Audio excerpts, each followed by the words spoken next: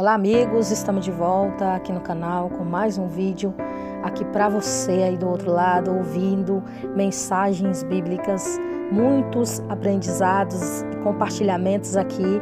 Deus tem nos dado a graça de estarmos aqui juntos com vocês, ensinando essa palavra que é maravilhosa, ela se renova a cada dia.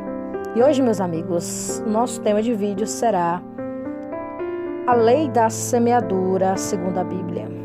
Você sabe muito bem que quando você semeia uma semente, ela vai frutificar com o tempo.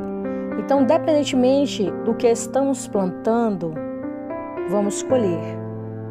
E trazendo aqui, segundo a minha visão aqui, para a gente dar uma introdução, tudo o que plantamos, vamos colher. Ou de bom ou de mal, nós vamos colher um dia. Então, segundo a Bíblia, ela vai te responder agora nesse momento, o que é essa lei da semeadura? Hoje você vai saber o que significa isso. Então, eu quero dizer para você, te dar um conselho aqui de amiga, te dar um conselho aqui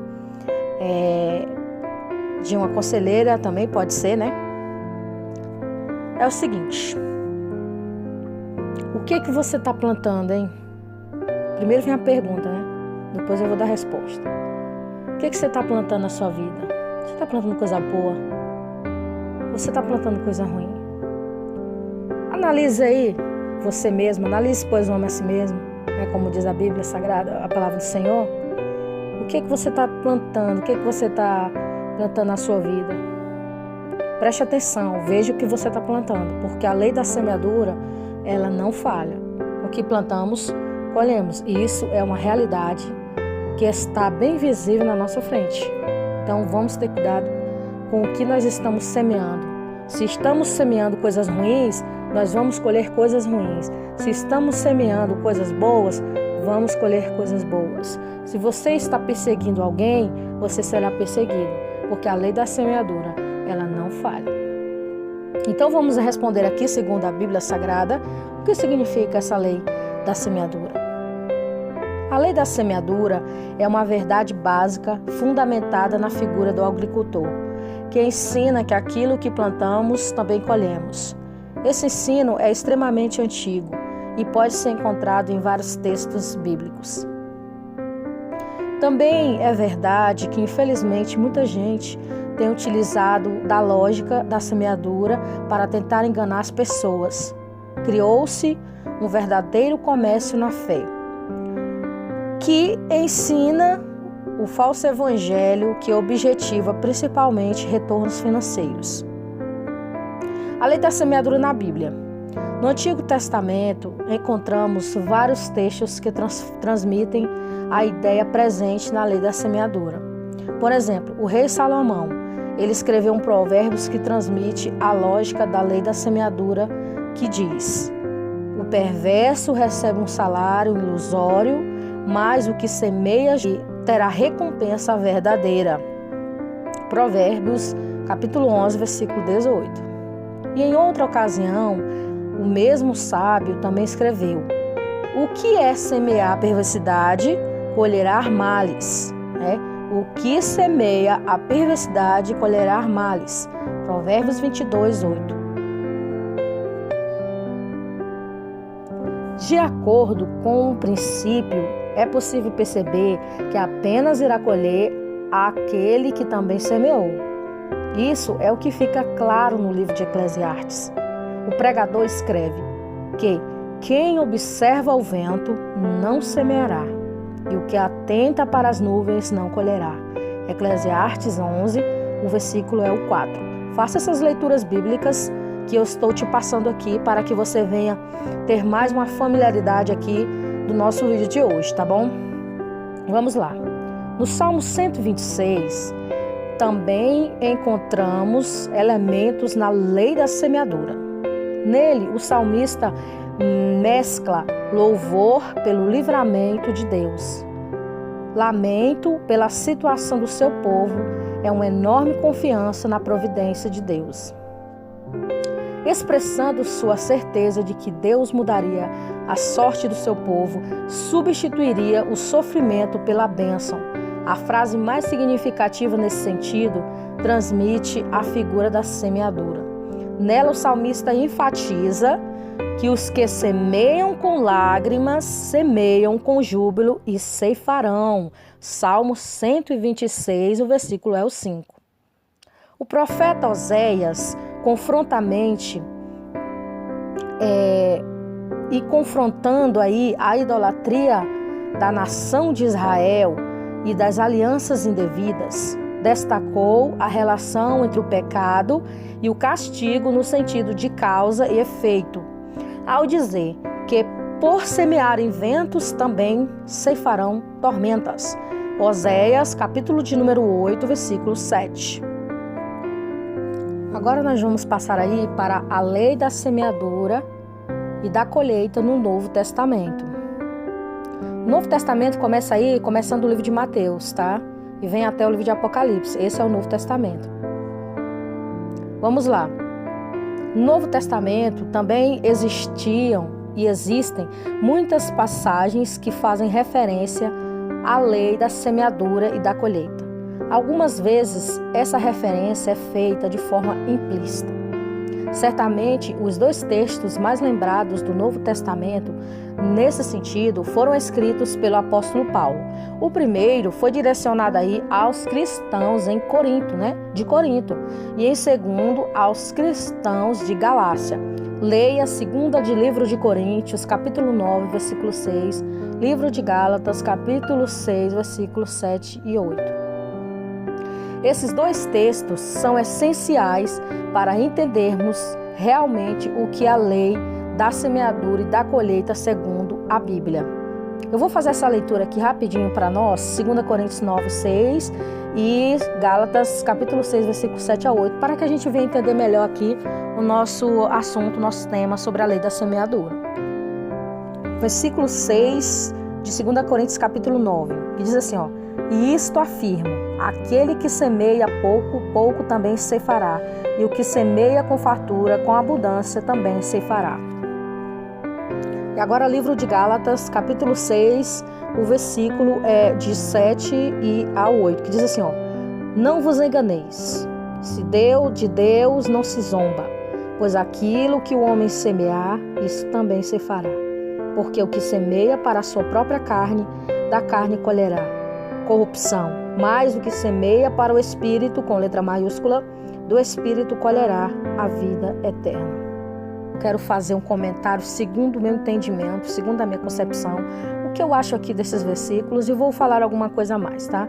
É o seguinte, eu acredito que se você tiver praticado coisas atrás aí na sua vida, se você tiver feito muitas coisas aí ruins, você vai colher de alguma forma. Não adianta você correr, não adianta nós queremos correr. Nós vamos sim pagar pelo que estamos devendo.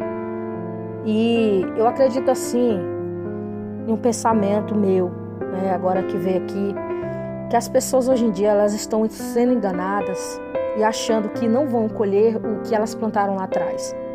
É como o agricultor, O agricultor ele vai plantar uma roça e ele planta aquela semente ela vai germinar e ela vai crescer e vai se tornar uma árvore grande, vai se tornar uma planta grande, vai se tornar algo para o seu benefício próprio, a sua alimentação. Vai colher, não vai?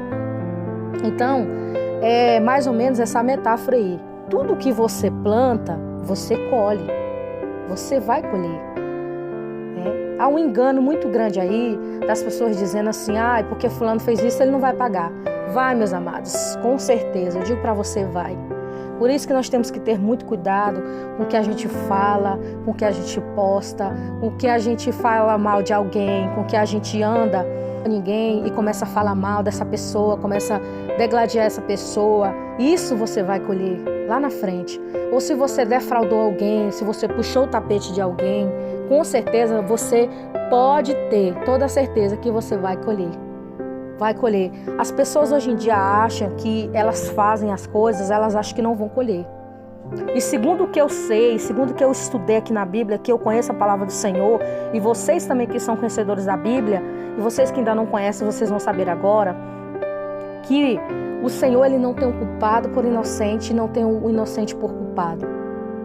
está escrito em Naum, capítulo 1 aí, você pode fazer essa leitura, que Deus não tem o inocente por culpado e nem o culpado por inocente. Não tem de jeito nenhum. Então vamos ter cuidado com o que a gente está plantando. Vamos fazer o bem hoje. Se você fez algo lá atrás, com certeza, você se arrependeu, pode até ser arrependido, sim, mas você vai colher de alguma forma. Então, a partir de hoje, não é de amanhã nem depois. Comece a mudar o teu comportamento, comece a mudar o que você está plantando. O que você fez lá atrás, você vai colher, sim. Mas se hoje em diante você mudar a sua forma de pensar, você começar a andar de outra forma, aí talvez você vai colher coisas boas. Porque você também tem que se arrepender de coração. Porque não adianta, às vezes, as pessoas falam assim, a partir de agora eu quero mudar meu pensamento, eu quero fazer coisas diferentes. Vem cá, mas você precisa primeiro colocar isso dentro do teu coração e dizer, eu quero mudanças. Eu quero mudar, eu quero ser diferente. Eu quero me arrepender do que eu fiz de todo o meu coração. Porque se arrepender significa mudança de comportamento. Porque não adianta você mudar aqui a sua cabeça se o seu coração, se as suas atitudes, elas são totalmente opostas ao que você realmente está falando. Porque você tem que mudar o seu comportamento. Você não tem que mudar o seu comportamento, não é pelas pessoas, não. Você não tem que mudar o seu comportamento por A e B, não. Você tem que mudar o seu comportamento porque você quer uma diferença na sua vida. Você quer uma mudança. Você quer mudar por você mesmo. Primeiramente porque você se ama.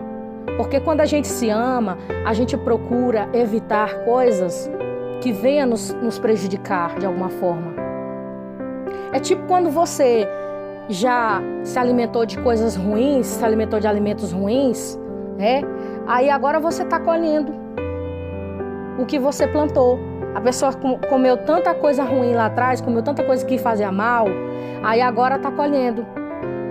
Por quê? Porque antes podia até ser que a pessoa estava inocente, né? Aí se alimentou daquilo e hoje em dia está colhendo. Sim, isso aí tudo bem, é uma inocência. Agora, tem pessoas que ele sabe que algo vai fazer mal para ele e ele continua se alimentando daquilo, continua fazendo a mesma coisa. Aí agora, lá na frente você vai colher o fruto. Eu estou fazendo aqui só uma comparação, uma metáfora para você entender.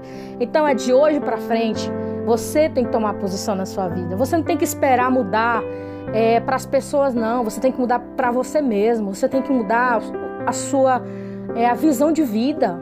Você não tem que ficar mudando pelos outros, não. Porque uma pessoa que faz o que os outros mandam, para mim não é uma pessoa autêntica. E eu tenho certeza que você que está ouvindo aí está me dando razão. Porque a gente não tem que ir pelo que os outros falam. A gente tem que ir porque a gente se ama. A gente ama. E para a gente se amar, a gente tem que dar o primeiro passo. A gente não tem que ficar esperando as pessoas dizer, olha, faça isso, faça aquilo. Não, faça isso. Você tem que mudar porque você se ama, você mesmo quer mudar. Não porque os outros estão te mandando mudar, né? É igual quando a gente está na igreja. Às vezes o pregador, a pregadora, o cantor, seja lá quem for, está louvando, pregando, aí a pessoa fala assim, levante a mão e dá um glória aí. Vem cá. Quer dizer que você é um servo de Deus, você serve a Deus, um verdadeiro adorador. Para você dar glória, é preciso alguém mandar você dar glória. É preciso alguém mandar você dar aleluia, sendo que você que é o verdadeiro adorador? Não. Sinto muito te falar que você está completamente adorando errado. Porque quando você adora a Deus voluntariamente, espontaneamente, sem precisar de ninguém te mandar você fazer isso, você dá glória a Deus, dá aleluia, sem ninguém mandar você fazer isso. Porque aí você realmente vai ser um verdadeiro adorador. Você não vai ficar dando glória, você não vai ficar dando aleluia para mostrar para os outros, para mostrar para as pessoas que você está ali adorando para mostrar, não. Você vai adorar a Deus. E isso que eu estou explicando aqui é trazendo para todas as áreas da nossa vida. Para a gente fazer alguma coisa, não precisa alguém ficar mandando a gente fazer. Agora, se for, por exemplo, você for no médico, você for numa médica, qualquer coisa, ela fala assim, você tem que tomar esse remédio, fazer essa dieta, tudo bem. Aí você vai seguir porque você está cumprindo ali uma coisa para a sua saúde. Agora, Agora, para você tomar uma decisão na sua vida, tomar um novo rumo na sua vida, será que é preciso alguém vir de lá para cá, de fora, para falar para você? Dizer assim, ó, faz isso. Você sabe que você precisa fazer isso, você sabe que você tem autonomia para fazer isso, mas você não faz. Porque você está esperando as pessoas, a aprovação delas, o aplauso delas. Não faça isso. Assim você não está sendo uma autêntica pessoa. Assim você não tem personalidade. Ouça a voz de Deus, sim. Se Deus usar alguém para você lá de fora e falar, olha, Deus mandou te falar isso. Tudo bem, você recebe com o maior carinho. Se for de Deus, vai se cumprir. Se não for, não se cumpre. Mas você não saber tomar decisões próprias, você não se levantar e dizer, não, eu não vou fazer o que os outros estão mandando, não. Eu vou fazer o que Deus manda eu fazer e vou fazer aquilo que eu sinto que eu tenho que fazer, na direção de Deus. Então a lei da semeadura, ela tem tudo a ver com isso. Tem tudo a ver com isso. Porque quando a gente muda o nosso comportamento, a nossa forma de ser, quando a gente muda para melhor, com certeza a gente vai colher frutos bons. A gente vai colher frutos que vai trazer benefício para nós próprios. É o que a Bíblia diz, ó, se o teu olho for mau, todo o teu corpo será tenebroso. Se os teus olhos for luz, todo o teu corpo será luz. Aí diz, cuidado para que a luz que a gente não seja trevas. Ou seja, você tem que tomar esse chá de despertamento, você tem que tomar aí essa pílula de despertamento, de dizer assim, rapaz, meu Deus, eu tô falando aqui de uma forma bem simplória para você entender. Eu vou ter que tomar uma posição na minha vida, porque eu acho que eu tô vivendo a vida de outras pessoas, eu não tô vivendo a minha vida.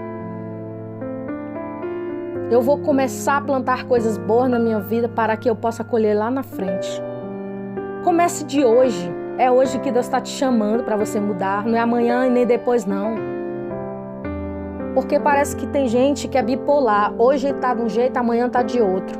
Eu sei que a vida da gente tem altos e baixos. Eu sei que tem momentos que a gente não está bem, momentos que a gente está. Mas a gente ficar mudando de humor, mudando de comportamento a cada dia. Um dia tá feliz, amanhã tá bem. Bom, hoje eu tô maravilhosa, amanhã eu tô jogando os pés, tô dando coice em todo mundo. Certo que tem dia que a gente não tá bem, mas a gente não vai ficar culpando os outros pelos nossos desastres, por nossos problemas. A gente não vai ficar culpando ninguém não, porque ninguém merece ser culpado de nossos problemas. A gente tem que procurar soluções em Deus e procurar mudar de comportamento. Porque às vezes, você convive com algumas pessoas e você fala algo que entristece alguém, só que você não percebe. Você não percebeu que você machucou aquela pessoa ou falou algo que entristeceu o coração dela ou dele, mas aquela pessoa sabe que você fez. E você não toma consciência disso para poder pedir perdão, para poder pedir desculpa. Olha, me desculpa, me perdoe, eu machuquei você, eu falei algo que não deveria ter falado. Você tem que ter esse entendimento de perceber quando você machuca alguém. Porque às vezes, meus amados ouvintes da palavra do Senhor, muitas pessoas elas não percebem que machucam os outros. E elas não têm entendimento que machucou. E às vezes a pessoa machuca porque quer, faz coisas com maldade, porque ele quer, porque ela quer. Às vezes a pessoa fez mesmo aquilo porque quis, porque ele já tinha planejado no coração de fazer.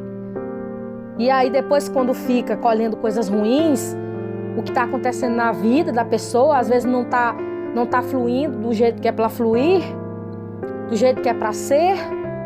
Aí fica reclamando, por que a minha vida tá assim? Será por que eu tô desse jeito? Jesus, por que, meu Deus, que eu tô desse jeito? Vem cá, faça uma retrospectiva aí agora na sua cabeça. Eu quero que você faça uma retrospectiva na sua mente, na sua cabeça agora. E veja o que você já fez de mal para alguém. O que você já pensou de mal de alguém e fez. Se você está colhendo frutos, coisas ruins na sua vida hoje, é porque você lá atrás já fez. Então, a partir de hoje, muda esse comportamento. Muda a sua vida. Não porque eu estou te falando aqui não, mas mude por você mesmo. Porque aqui eu só estou sendo uma conselheira. Aqui eu estou sendo só um canal de Deus para a tua vida. Para despertar você. Eu não sou melhor do que você. Você não é melhor do que eu. Mas nós Estamos aqui para ensinar e aprendermos juntos. Eu vou te dar um exemplo aqui de um personagem bíblico aqui, que para mim ele foi uma pessoa muito desobediente, tá? Foi o rei Saul. O profeta chegava para ele, Saul, não faz isso, Saul, Deus está mandando você ir para lá. Aí ele pegava, saía de lá de onde Deus mandava e ia para outro canto. E o que acontecia com Saul? Ele quebrava a cara.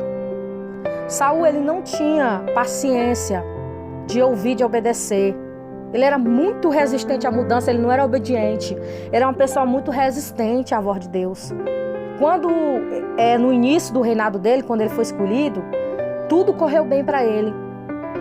Tudo ocorreu bem, ele foi cheio do Espírito Santo, Deus estava na frente dele. Quando ele começou a crescer o olho, né? Começou a se engrandecer, querer status, querer posições, querer isso, querer aquilo. Aí a derrota dele começou. Então não foi as pessoas, nem Deus que derrotou Saul, não. Foi ele próprio. Foi ele próprio que se derrotou, porque acabou que ele se matou no final. Porque ele foi desobediente à voz de Deus. Deus falava, Saul, espera que o profeta vai fazer o sacrifício. Aí o Samuel custou chegar, aí ele foi lá querer fazer o sacrifício. Aí o Senhor mandou, olha Saul, vai lá nos reis amalequitas, mata todos eles. Estou dando exemplo aqui da Bíblia, tá? E aí o Saul foi, deixou o rei Agag vivo. Aí pegou todas as ovelhas, pegou todos os bens lá e ficou. Aí quando o profeta de Samuel chegou e falou assim, ô Saul, que ruídos é esse de animais que eu tô ouvindo aí?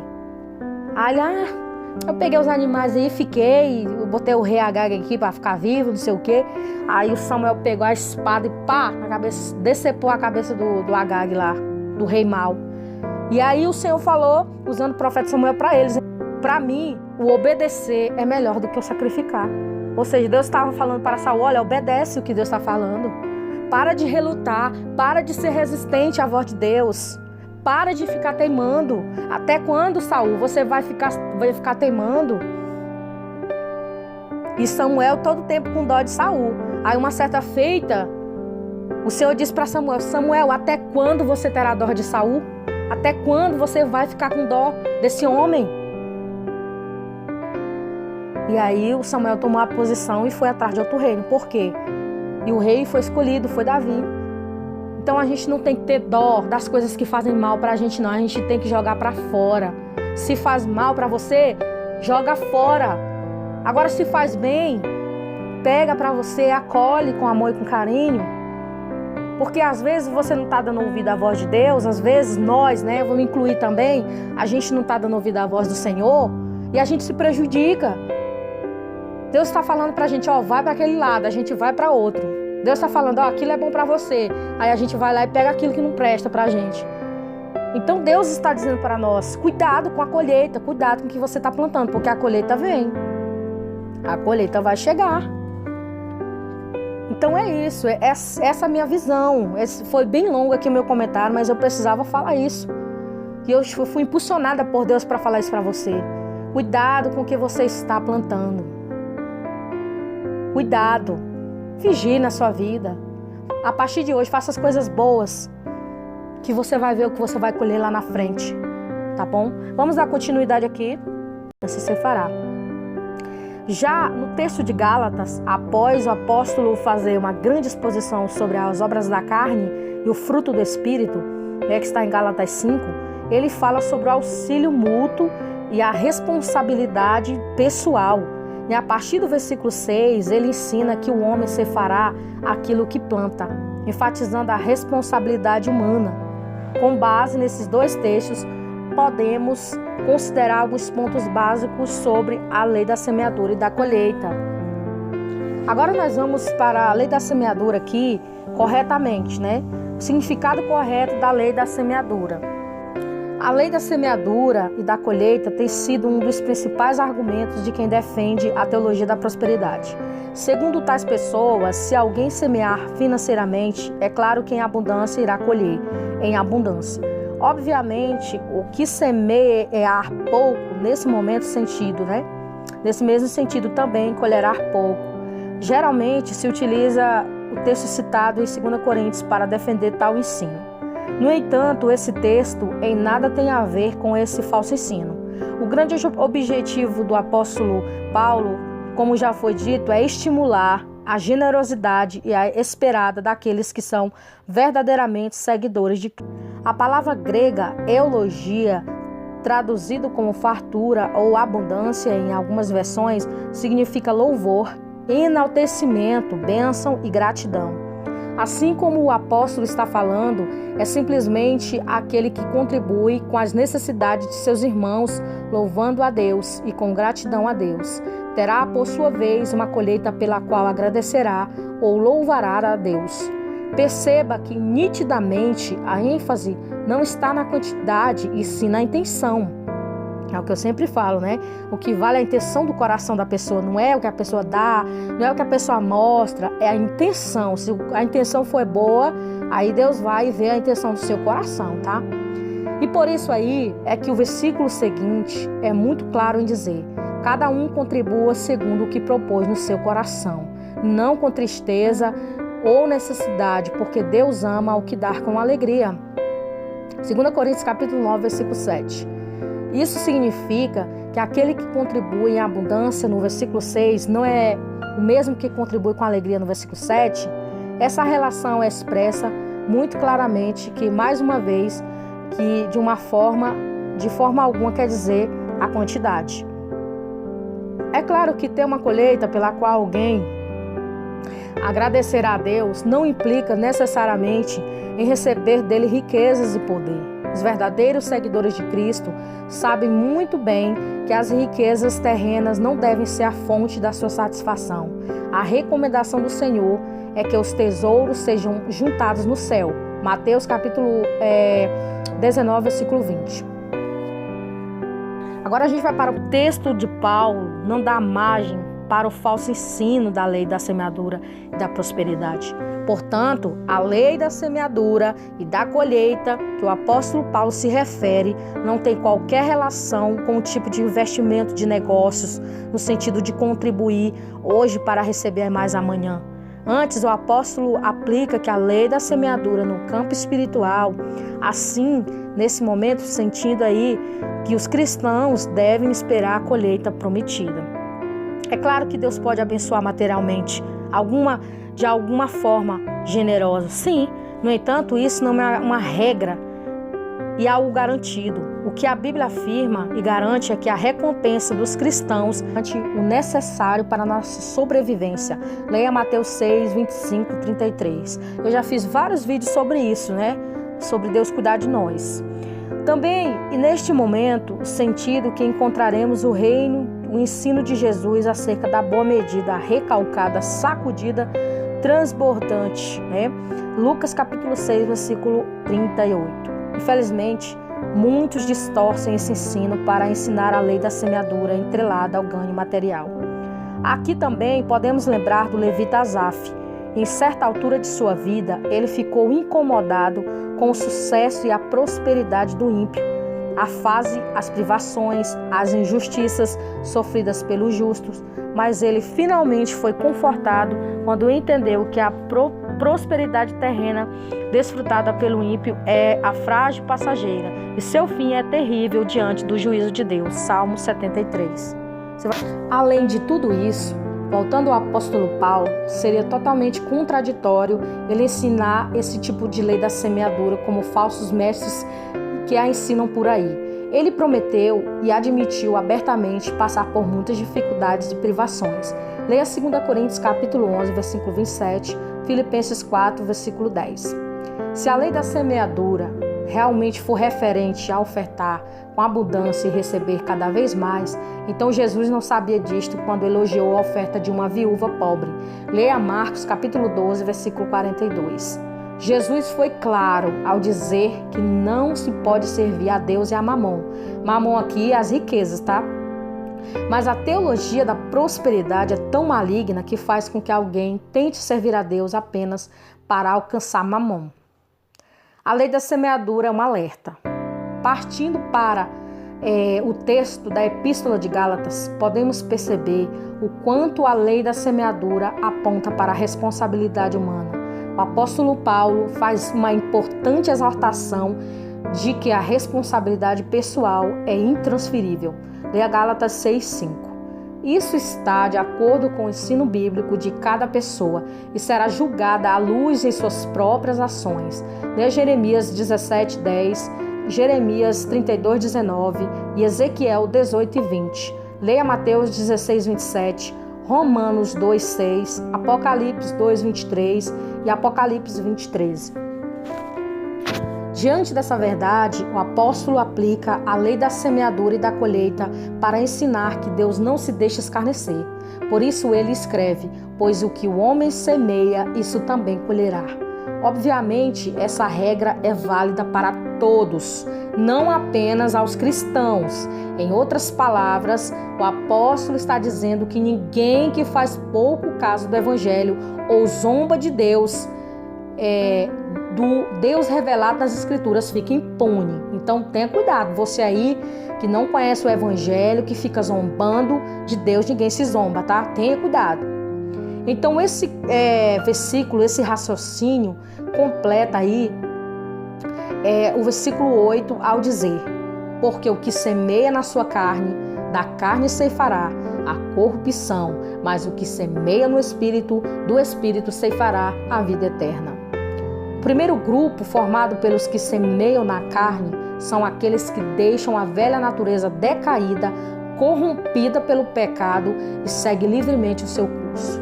Já o segundo grupo é os que semeiam no Espírito, aos quais vivem pelo Espírito Santo, ou seja, sua liberdade está no ser guiado pelo Espírito. A diferença entre esses dois grupos é imensa.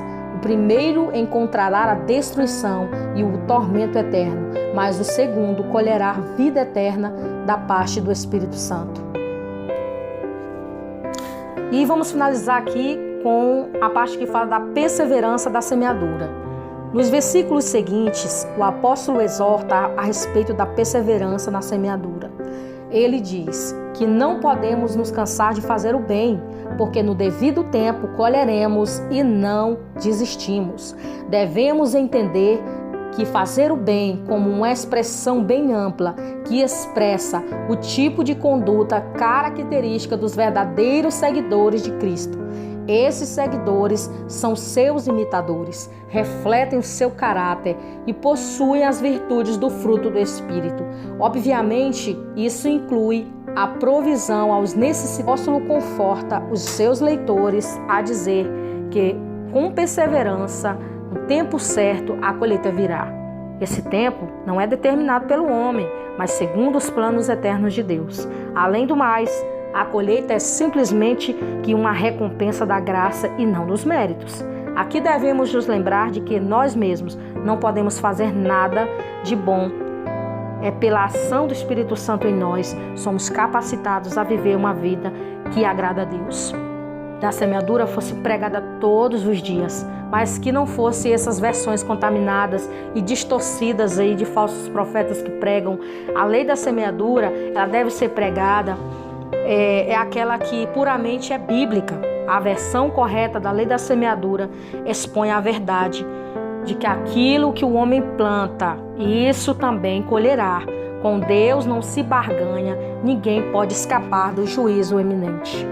Glória a Deus, aleluia. Essa foi a palavra que Deus trouxe aos nossos corações hoje, tá? Sobre a lei da semeadura. A lei da semeadura explicada de forma que você entenda que o que você planta, você colhe. Então, cuidado com o que você está plantando, tá? Na sua vida. A partir de hoje, é de hoje, não é de amanhã nem depois. Mude o seu comportamento, a sua forma de ser, não para os outros, mas para você mesmo e para que o nome do Senhor venha a ser glorificado na sua vida. E eu fico por aqui nesse momento, tá? Que Deus abençoe sua vida, a paz do Senhor e que Ele venha cada vez mais despertar a sua vida para o novo, que o novo possa entrar na sua vida, que o velho saia e que o novo faça parte da sua vida. E que Deus te abençoe, te guarde e te proteja hoje e sempre. Amém.